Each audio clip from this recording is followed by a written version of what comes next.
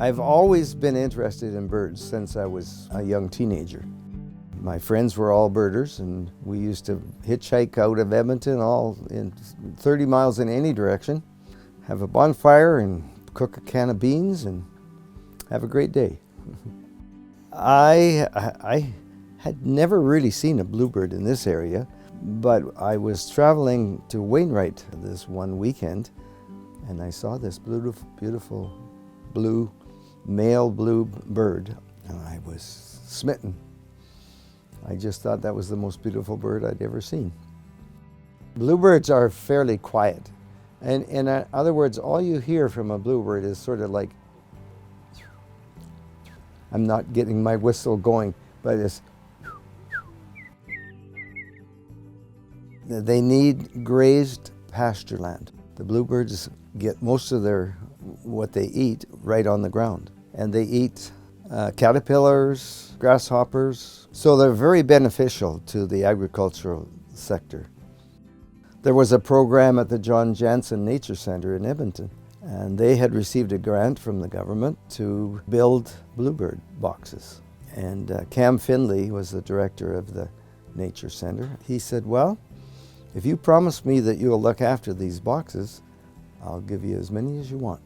I got 200 nest boxes that day. First of all, I wasn't sure that I was going to get any bluebirds nesting. So the first time out around checking the houses, and I found 14 bluebird nests. I was in heaven. I went back the next year and got another 100 boxes. So now I got 300. And then once I retired, I had lots more time. I started collecting wood off of construction sites. I know the local contractors, and I just say, do you mind if I pick up some scrap wood in your pile? Go ahead.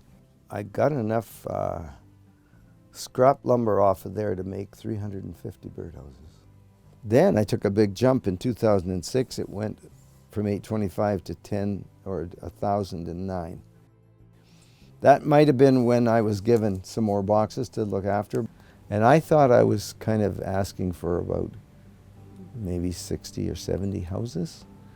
Turned out to be 170 houses. And then, like a fool, because I have this thing about numbers, I think I'll just bring it up to 200. So I built some more boxes.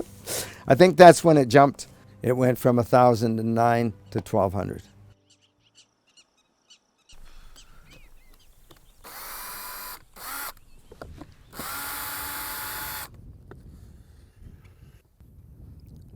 These guys are not, they're not big enough to fledge yet. They're not old enough. So I'm going to cover this front 83. So these bands all have a number on them, and I have to remember the number so I can write it down in my book. This is my book, and I have a book for every year.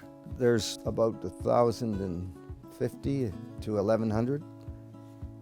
So I have four nests on each page.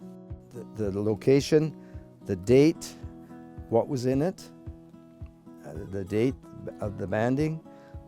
And I used to do it all by hand. Well, I still do it by hand. They don't want these white sheets anymore. I used to just send the white sheets in. No, that doesn't work for them anymore. You've got to put it on the computer and email it in. I'm not terribly tech savvy, but I kind of have been able to kind of do it. I used to bring my kids with me a lot when we first started. The boys enjoyed cleaning out the boxes because they would catch mice. And they would start bringing a little cage along, and they'd bring the mice home. One time we caught rabbits, but baby rabbits, which wasn't a good idea. I find it peaceful. Yeah, I do. I'm out in the country lots of times. I could be out there all day long and never see another person or a vehicle. It was just that quiet out there. Patricia's pretty patient, but her patience wears out, especially if I'm gone all day. And some days, like when I was trying to really get a lot done that day, I might start at 7 in the morning and not get home till 10 o'clock at night. And that I could do that for day after day. You said, what were you thinking when you did what you did? I wasn't thinking, I guess. Because when I got to 400, I thought, holy God, this is hard work. This is really hard. And then it just kept growing. I couldn't help it though.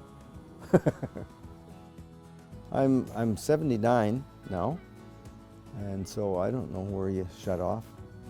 I'll do it as long as I can, and I'm hoping to get some people to eventually take over.